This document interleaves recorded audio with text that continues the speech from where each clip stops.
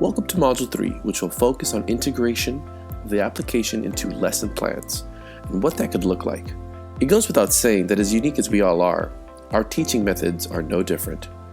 It takes a bit of an effort to synthesize the widgets, individual purpose, and figure out for ourselves where they can best be most effective. Let's dive into a pre-planned lesson. With the ability to save screens in Classroom Screen, we have here a social studies lesson that has been adapted to be delivered through the use of the application.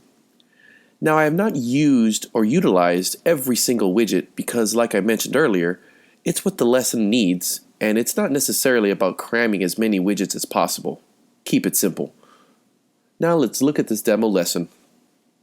One thing that I do want to mention is that if you are using the polling widget over here on the right-hand side,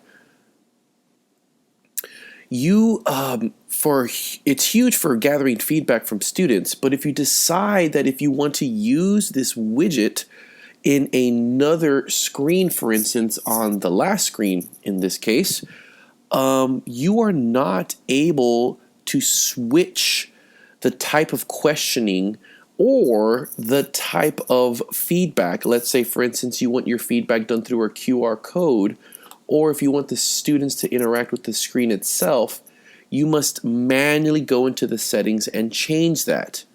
It's a little annoying, but hopefully it's something that can be updated.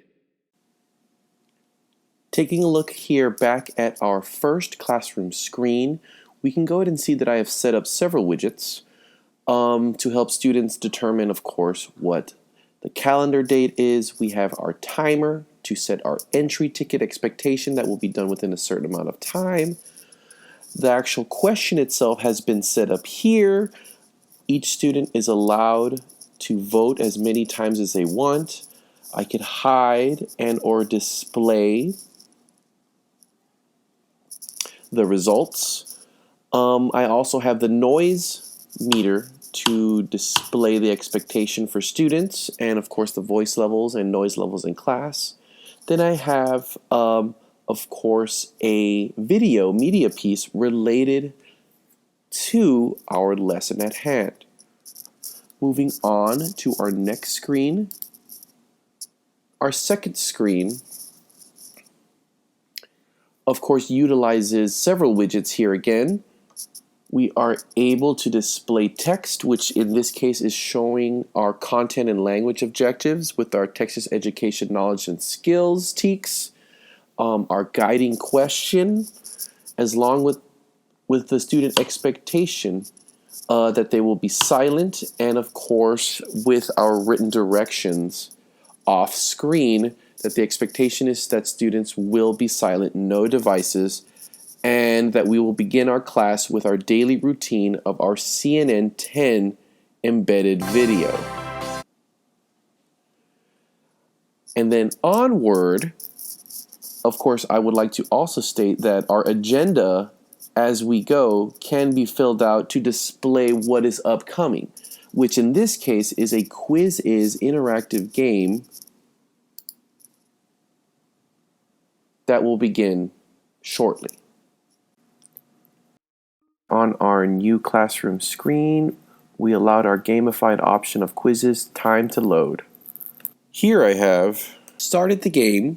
I have selected through the randomizer Dalvin from group 2. Also on our scoreboard over here, which is an interactive widget as well, I am able to draw the score if Dalvin comes and picks the right answer in our quizzes, which is asking in which type of boundary do plates move away from each other. I will go ahead and answer that question. If Mr. Dalvin gets it correct, the screen will let him know, and of course the expectation through the game rules is that yes, they do get a point, which I will go ahead and click on the widget and write 1 point so far, and I can go back, and of course we can do a tally system. I could have a student that is already designated to be the writing while I facilitate the game. The student could also be a participant, and we could then move on as the student will, according to the rules, not be playing again. So they will, of course, hit the randomizer And it is selected through Kurt, and he is on the opposite team because through the game rules, it is stated that Kurt, since he is on the other team, can go. The rule states that if the same student is drawn twice, or if someone from the same team is drawn twice, that team cannot go again, nor that individual. So Kurt can go up. He could then read the prompt. The Pacific Ring is an arc around the Pacific Ocean where many volcanoes and earthquakes are formed, according to the game rules. And the noise monitor, if the students are too loud and the noise monitor is triggered, they are automatically eliminating their own teammate from participating, thus giving the next group an opportunity to pick the individual that will go up. Luis, in this case, is in the same group. He could then pick again.